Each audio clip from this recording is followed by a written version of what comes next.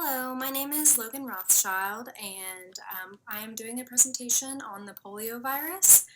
Poliovirus is part of the Picornaviridae family from the genus Enterovirus. There's an image here on the bottom of the screen from the CDC demonstrating the oust of polio nearly worldwide. As you can see, in 1988, there are countries in Africa, Asia, Europe, and South America who predominantly dealt with polio. And as of 2014, there are only 3 or 4 countries that have yet to eliminate polio. I'll speak on this a little later, but as we can see, this is a huge deal due to how terrible of a disease polio is.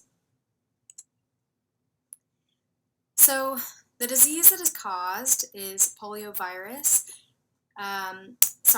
poliomyelitis. This is the form of poliovirus that results in paralysis. If you do unfortunately become paralyzed, you have what is known as poliomyelitis. We've shortened it to polio. Otherwise, you're simply infected with the poliovirus, but do not have poliomyelitis. This is an image of an electron micrograph of poliovirus. I'll talk about that a little bit later.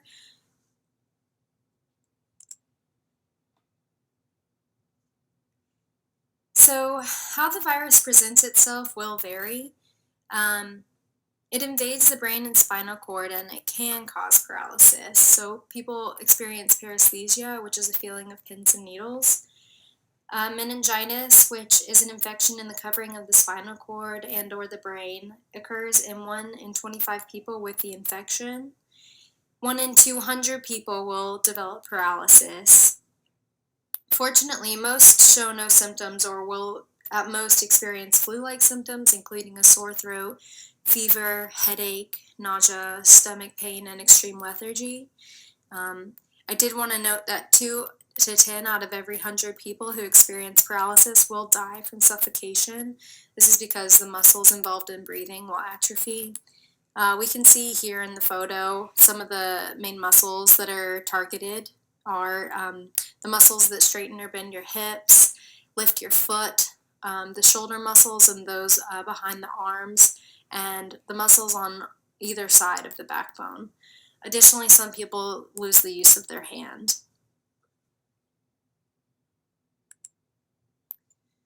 So transmission is person to person. As we can see from this life cycle chart, it does live in our throat and intestines.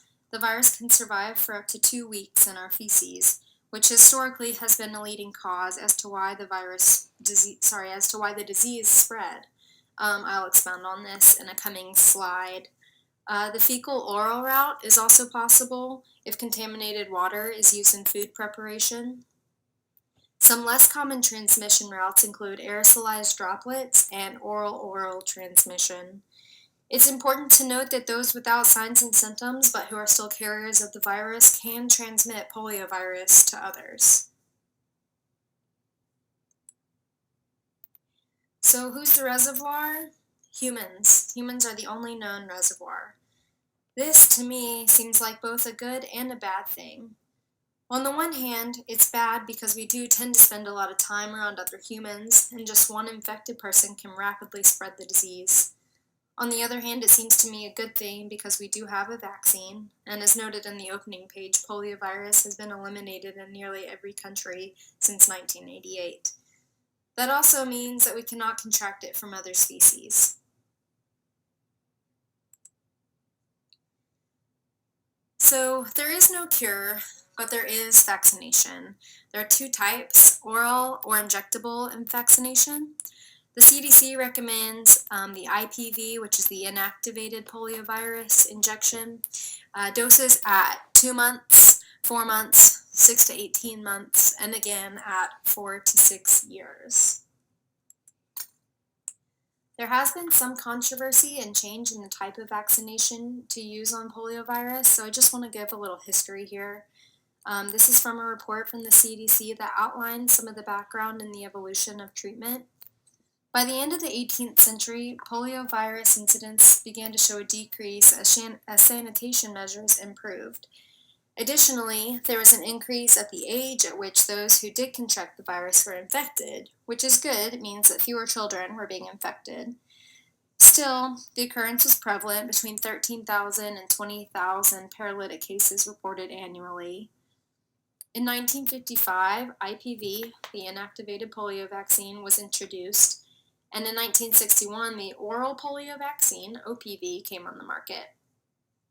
The recorded number of cases from 1960 was 525.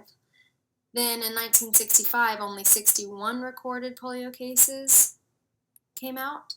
The last big recorded case of polio was in 1979, when the Amish in a few Midwest states experienced an outbreak from an imported virus from the Netherlands.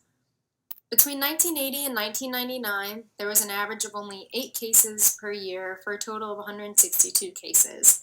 6 of those were acquired outside of the United States. Since then, a handful of cases have been reported, but these were very rare cases, and most were acquired outside of the U.S. If you are interested in further details on treatment and the history, the link below provides some really interesting information. So this is Welby. He is a 1963 symbol of public health from the CDC, encouraging people to receive oral polio vaccine. And I just wanted to share a few numbers with you, comparing IPV and OPV. So both are highly effective. IPV efficacy, 90% or more are immune after 2 doses, and nearly 100%, 99%, are immune after 3 doses. However, the duration of immunity is not known. After 1 dose, approximately 50% of people are immunized after using OPV, and after 3 doses, nearly 95% are immune. And it is believed that the OPV gives lifelong immunity. So this is my last slide, and I just wanted to explain a little bit about how the virus infects. So single-stranded or double-stranded? Poliovirus is mRNA, so it is single-stranded. Poliovirus, as I mentioned before, is from the picornavirus family, so it has commonality with cold viruses, hepatitis A, and foot and mouth disease virus. As I mentioned in the introductory slide, poliovirus is from the enterovirus family and is transmitted person to person. This is because we share receptors for the virus that other species do not, that they lack. The receptor is called CD155. You can see it here on the slide. It is a positive strand virus mRNA sense, meaning that the virus can be directly translated into protein.